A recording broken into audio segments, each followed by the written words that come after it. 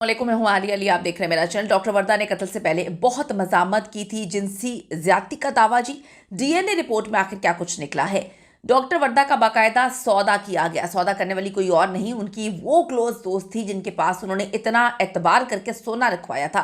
Stamp papers भी बरामद हुए हैं। इस वक्त कहानी वो नहीं है जो मीडिया पे सुनाने की कोशिश की जा रही है। 67 तोला सोना वालिद के पास या फिर बैंक में क्यों नहीं रखवाया गया? 81 लाख का सोना 3 करोड़ का होने पर कत्ल का प्लान जी बनता है। और ये कत्ल का बड़ा भयानक प्लान था, जिसमें इतनी अजियत और दर्दनाक मौत दी जाती है। जिस्म, गर्दन और चेहरे पर शदीद तशद्दुद के निशानात मौजूद थे। आखिरी 20 मिनट क्या कुछ होता रहा? कातिल ने जी मुंह खोला है और तबाही मचाई। आज की वीडियो में इस पर बात करते हैं। रिक्वेस्ट है चैनल को सब्सक्राइब करें, वीडियो को आखिर तक मुलाहिजा फरमाएगा। डॉक्टर वर्दा की फोरेंसिक रिपोर्ट बहुत अहमियत इख्तियार कर गई है। इतनी इंपॉर्टेंट ये फोरेंसिक रिपोर्ट है क्योंकि जो कातिला है रिदा वहीद, इसने कुछ ऐसे ऐसे इंकशाफात करना शुरू कर दिए हैं जिनसे केस का रुख मुकम्मल तौर पे तब्दील हो चुका है। अब पुलिस इन इल्ज़ामात का जायज़ा भी ले रही है, इस पर तहकीकात भी बड़े अच्छे से कर रही है कि कहीं रिदा खुद को बचाने के लिए ये नई गेम तो डालने की कोशिश नहीं कर रही है। तो बहुत बड़ी गेम है कि आप देखें कि अपने दोस्त के साथ इसने क्या कुछ किया। इतना जो है डॉक्टर वर्दा को यकीन था अपनी दोस्त के ऊपर कि रिदा पर आखिरी दम तक वो एतबार करती और रिदा उसको बिठा कर ले गई कत्ल करने के लिए। रिदा ने पुलिस को बयान दिया कि मैं तो सोना वापस कर रही थी, लेकिन शमरेज और नदीम की नीयत जो है वो लास्ट मोमेंट पे बदल जाती है और उन्होंने डॉक्टर वर्दा का फ़ायदा उठाया। अब रिदा तो एक औरत है और अगर डॉक्टर वर्दा के साथ गलीज काम किया भी जाता है तो इसकी जद में यकीनन मर्द मुल्जिम ही जो है वो आएंगे, क्योंकि ख़ुद तो ये कुछ नहीं कर सकती है और सबको मालूम है कि इसके लिए फोरेंसिक रिपोर्ट दरकार है। बहुत ज़रूरी, बहुत इंपॉर्टेंट, उसमें पता चल जाएगा। ये इल्ज़ाम लगाने की कोशिश कर रही है इस वक्त उन आदमियों पर। डॉक्टर वर्दा को कत्ल करने के बाद लाश दफना दी गई और फिर 4 दिन बाद जो है उनकी डेड बॉडी मिलती है। 4 दिन गुजर जाते हैं। इतनी देर में बहुत सारे शवाहिद जो हैं वो ख़त्म हो जाते हैं, मिटाए गए होंगे। जब पुलिस ने रिदा और बाकी कातिलों को गिरफ्तार किया तो पहले देखें छोड़ दिया गया, पहली रात को छोड़ दिया गया। पुलिस का यहाँ पर बहुत हॉरेबल करेक्टर है और ये सिर्फ एक जगह की पुलिस का करेक्टर नहीं। अगर हम पूरी ओवरऑल बात करें, पाकिस्तान में पुलिस का इतना खौफनाक करेक्टर है कि लोग रोते हैं, तड़पते हैं, अजियत का शिकार होते हैं कि खुदा के लिए, ठीक है, आप हमारी खिदमत के लिए बैठे हैं, खिदमत ना करें आप हमारी, लेकिन हमारी एफआईआर तो दर्ज करते हैं। मैं आपको क्या बताऊं, मतलब कितने जुल्म की दास्तानें रकम करती है ये पुलिस। मेरी आज हाउस हेल्प आई है, उसका भाई ट्रॉले की टक्कर की वजह से जवान भाई की डेथ हो जाती है। वो बेचारी कहती है कि पुलिस बॉडी नहीं दे रही थी। 2 लाख रुपया लिया, 2 लाख हमें दिया, हमने दिया उनको, वरना वो कहते कि 4-5 दिन लग जाएंगे। और उसका सर आधा जो है वो कट गया था, टांग आती कट गई थी। 2 लाख रुपया दिया और जिस ट्रॉलर से टक्कर हुई थी उस बंदे से अलग पैसे लिए। तो आप कहाँ पे जाके रोएंगे?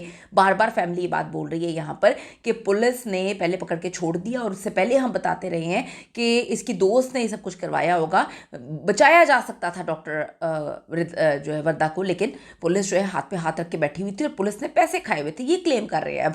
अब बात यह है कि इतनी देर में बहुत सारे शवाहिद इन लोगों ने मिटा भी दिए होंगे, जिसके बाद इन सब ने, जब इनको छोड़ा गया पहले दिन, तो इन्होंने मिलकर अपने मोबाइल वगैरह से सारे सबूत और घर से सारी चीज़ें गायब कर दी। डॉक्टर वर्दा के कत्ल केस में सनसनीखेज इंकशाफात जब सामने आते हैं, मरकजी मुलजिमा रिदा ने डॉक्टर के कत्ल का सौदा 1 करोड़ रुपए में किया था। एबटाबाद पुलिस से डॉक्टर वर्दा के अगवा और कत्ल में इस्तेमाल होने वाली दोनों गाड़ियां बरामद की हैं।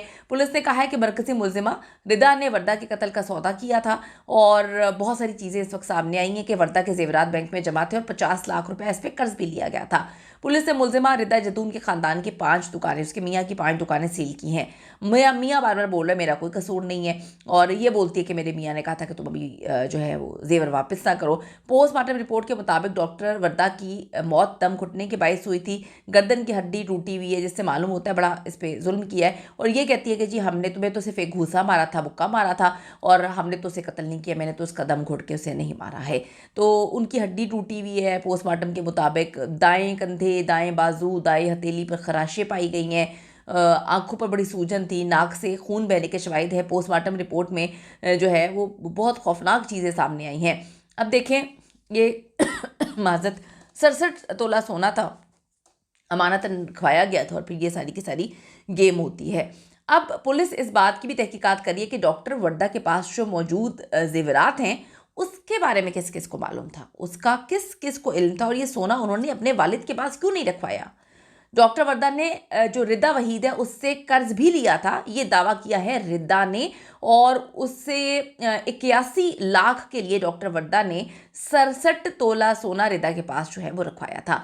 अब ये बातें कितनी सच्ची हैं कितनी झूठी हैं ये तो आने वाला वक्त बताएगा, क्योंकि इस पर पुलिस को तहकीकात करनी है। ये तो कहानी अब वो बता रही है ना जिसने, जो कातिल है, जो बेचारा दुनिया से चला गया, उसने तो ऊपर से आके नहीं बताना कि ये मामला हुए। अब डॉक्टर वर्दा को कत्ल करने से पहले कुछ जो है कागजात पर भी उनके सिग्नेचर करवाए गए हैं, अंगूठे भी लगवाए गए हैं। तफ्तीश के दौरान ये बात भी सामने आई है कि मुलजिमा के खामिद ने अपनी अहलिया को जेवर वापस करने से रोका हुआ था और कहा था कि तुम्हारा वर्दा के साथ और भी लेन देन है, सबसे पहले वो तय कर लो, उसके बाद उसको जेवर देना, उस वक्त तक जेवर वापस ना करो। वर्दा की पोस्टमार्टम रिपोर्ट के मुताबिक 8 दिसंबर को जब उनकी लाश पोस्टमार्टम के लिए लाई गई थी तो उनकी मौत को तकरीबन 72 घंटे गुजर चुके थे। तो इब्तदाई पोस्टमार्टम में तो जो है वो गर्दन से घोंड कर मारा गया है, गला दबाया गया है, गर्दन के इर्द गिर्द निशानात बहुत ज़्यादा हैं जो किसी कपड़े की वजह से या रस्सी से दम घुटने की वजह से या उनको वहाँ से मारा है। गर्दन की हड्डी भी टूटी हुई है। तो एबटाबाद में इस वक्त काफ़ी बेचैनी की फ़िज़ा है, खौफ का शिकार हैं लोगों ने जो है वो इस वक्त मैं आपको बताऊं कि सिर्फ एक ही मुतालबा कर रहे हैं कि हर हाल में डॉक्टर वर्दा को इंसाफ मिलना चाहिए और इन दरिंदों को कैफरे किरदार तक पहुंचाना चाहिए। अपनी आवाज़ उठाएं ताकि आप या हम डॉक्टर वर्दा ना बन पाए। See you in the next video.